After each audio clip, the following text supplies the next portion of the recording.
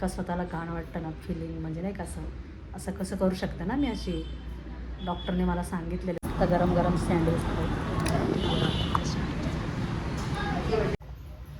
ओम नमः शिवाय माझ्या यूट्यूब फॅमिली. कसं आहात तुम्ही? ठीक असतं, मस्त असतं. मी पण मस्त आहे, मजेत आहे. आपला आज दुपारपासून ब्लॉगिंग सुरू आहे. आज काही स्वयंपाकाला सगळ्याला मला सुट्टी. मी चालले बाहेर आणि जरा ना हे होतं मला मला ना कोणी हे सांगतं एक करतं एक ना, कोणी असो तिकडं मला खूप असं हे होतं असं की काल मला बोलले की जायचं आहे बाहेर म्हणून वगैरे, की हे कराय म्हणजे नाही का आहे काही गोष्टी.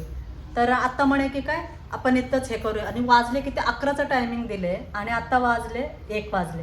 राग येतोच ना माणसांना म्हणजे. त्यामुळे चला आता बाहेर चालले. आई बाबा जेवतात ते. बाहेर आलं ना आपण काय माझा म्हणजे गाडीने वगैरे आवाज येतं का नाही माहीत, मी पण हे घ्यायला पाहिजे. तर सँडविच कसं आहे माहीत नाही. सँडविच मागवलं, मस्त गरम गरम सँडविच खाऊ. सँडविच माझा आवडता कॉफी, मला काय माहिती तर कॉफी का आवडलं ना. आता हे सँडविच खाऊन आज पाहिजे मला. इथं काही खाल्लं नाही मी आतापर्यंत. 4-5 वेळा आला असेल ना, ना 4-5 वेळा आला असेल ना आपण. त्यामुळं मला नाही तर बघून खाऊन बघते. चला खाऊया मस्त सँडविच पाहिजे.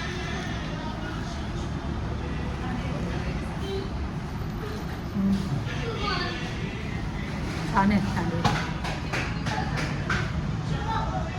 लहानपणी हे कोण कोण खेळलं आहे तुम्ही?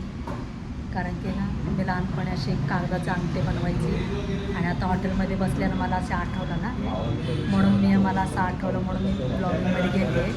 इतकी खेळायची ना मी लहानपणी, अशी कागदाची अशी मोठी अशी करून आहे ना उन्हाळ्यात असं हवा घालणं. म्हणजे काही गोष्टी ना मला आपोआप आठवतं लहानपणीच, अशी या अंगठी करून असं घालणं किंवा अशी फुलाचं असं हे असतं ना, त्या फुलांचं पण अंगठी करून घालणं छान वाटतं. असं बघा ना किती सुंदर वाटतं आहे. आत्ता मी 2ला गेले, 4:30 वाजले आत्ता घरी आले. आता झोपायचं कधी मी, आता झोप लागणारच नाही मला. आता कपडे चेंज करते आणि बहिणीचा वाट बघते. मेहंदी काढायला जायचे. विशेषच खरं तर काय माहीत, मला 2 दिवस मी बाहेर जाईन म्हणते आणि नाहीच होत जाणं, म्हणजे काय ना काय कोणाचं तरी निघतं, त्यामुळं जाणंच होत नाही. सकाळी जाऊन भाजी आणल्या ना, सकाळी पण एवढ्या नसतात भाजीवाले, पण असतात ठराविक भाजीवाले. एक काका आहेत वरती नाही का, असे व्यवस्थित देतात ते. मग भाजी घेऊन आले. सकाळचं काम आपण म्हटल्यावर उरकायचं म्हटल्यावर नाही का, पाणी असल्यावर म्हटलं भाजी घेऊन यावा. भाजी घेऊन आले. हे बघा लगेच मी भाजी काळा घेवडा वगैरे निवडून बिवडून सगळं रेडी असतं माझं. म्हणजे मी जे न निवडता अशी नाही का अशी ठेवतच नाही आहे फ्रीजमध्ये, मला आवडतच नाही ते न निवडता. तोडली सगळी भाज्या घेऊन आले. आता भाजी वैजी निवडून ठेवते आणि आई करते चहा. आणि इतका पसारा आहे त्यामुळं खाली मी दाखवू शकत नाही. खूप पसारा झाले. पसारा म्हणजे काय भाजीचंच आहे सगळं निवडलेलं. त्यामुळं आता पटकन आवरून घेते. बापरे, आत्ता काय आलं एकदमच. आई आहे ना परवापासून मला गोळी सांगते बीपीचं. पहिल्यांदा असं झालं असं माझं लक्षातच नाही तिचं बीपीचं गोळी, म्हणजे नाही का तिने सांगितलं बीपीचं गोळी संपलं म्हणून. मला परवा बोलली, मला वाटलं की आहे अजून, म्हणजे नाही का असं. आणि आत्ता एकदम लक्षात आलं बी पीची गोळी नाही आईला. कारण की डॉक्टरने सांगितलेलंच आहे की बी पीची गोळी चुकू नका आईचं म्हणून. मला इतकं स्वतःला घाण वाटतं ना फिलिंग, म्हणजे नाही का असं कसं करू शकते ना मी अशी.